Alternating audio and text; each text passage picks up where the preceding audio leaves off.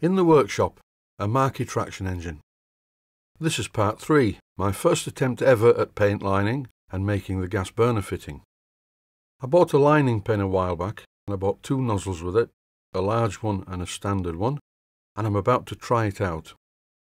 The pen is called a Bob Moore's Master Lining Pen and I bought it from Blackgates Engineering. So I'm fitting the standard nozzle first. I'm going to use this signal yellow paint, which I also bought from Blackgates Engineering at the same time. Resisting the urge to start painting immediately, I'm stirring the contents thoroughly first. And in this clip, I'm filling the small cup on the back of the nozzle, and using a piece of mahogany that I've beveled to use as a straight edge. Here's the result. I think I moved the pen a little bit too fast. Here's an attempt at a circle, and I'm not impressed with this in the slightest. But I must say at this stage, it's not the pen that's at fault or the paint, it's me. This art needs a lot of practice. Using the larger nozzle, the paint flows a lot better, but the line is too thick, and this part of the line is the best one that I did. I'm following the path of the original line, and that's not perfect, but it's not as bad as mine. So I put the pen into reverse and unpainted the line. And tried again, quite a few times. I'm not making any excuses, this is my inadequacy as a line painter. I need to do a lot more practice, so there's only one thing for it. This gear cover was very badly burnt. I did my best to repair the green paint, but I didn't like it, so I removed all of it. Once I got the part back to bare metal, I used some of this stuff called panel wipe. And now in the outer part of the workshop, I'm going to paint the part with some Phoenix Precision Paints etch primer. And I'm following the instructions not to apply the paint too thick.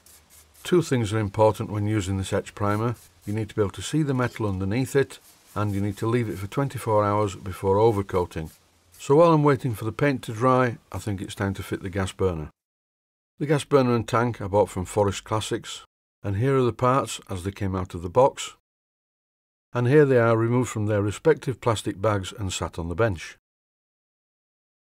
I need to make a special bracket to hold the burner in this position, under the boiler's firebox. And the entire assembly needs to be bolted through the 2 holes in the footplate of the engine. So I'm starting off with a piece of 3mm brass sheet, and after I cut it to length I held it in place, and using a scriber through the holes in the footplate I marked the positions for the holes that I need to drill in it. And that's what I'm doing at the moment. With the part firmly clamped in my machine vise in the drilling machine, I'm drilling 2 holes. And if you watch the swarf coming off the drill, you can see why it's important to wear eye protection. With the 2 holes drilled in the piece of brass, I'm cutting a piece of 1.5mm brass sheet. I'm cutting the sheet to length using my bandsaw. Then it's over to the drilling machine, and by using a stepped hole cutter, I'm cutting a hole in this 1/2 inch in diameter to match the venturi pipe that sticks out of the gas burner. And here are the parts on the bench. I need to make 1 more part, then I'm going to silver solder the brass parts together to make the bracket. In this clip, I'm just checking how far the burner head needs to be from the bracket. 2 inches should do it. The next part to make is the main mounting collar for the burner. I found a suitable piece of brass in my suitable pieces of brass box. I'm machining this piece of brass in the boxford lathe, which is the smaller of the 2 lathes that I have in my workshop. After machining the brass to the size that I want it, I'm going to drill a hole in the middle of it. The finished hole diameter needs to be 1/2 inch. So I'm using 1 imperial drill size under 1/2 inch, and I'm going to use a reamer to finish the job off. By using a reamer, not only do I get a good surface finish in the hole, it will also be a very good fit on the burner's pipe. You should get the idea in this clip. This is after I silver soldered the part together. When I hold the bracket in the position it's going to be in, as you can see, it holds the burner in exactly the right place. All I need to do now is put the bracket in the acid bath for a few hours to remove the flux residue.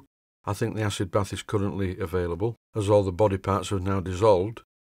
Then I need to drill and tap a hole in the mounting bush to secure the burner to the bracket. And that's it for this episode. Thanks for watching, and I hope you found it useful.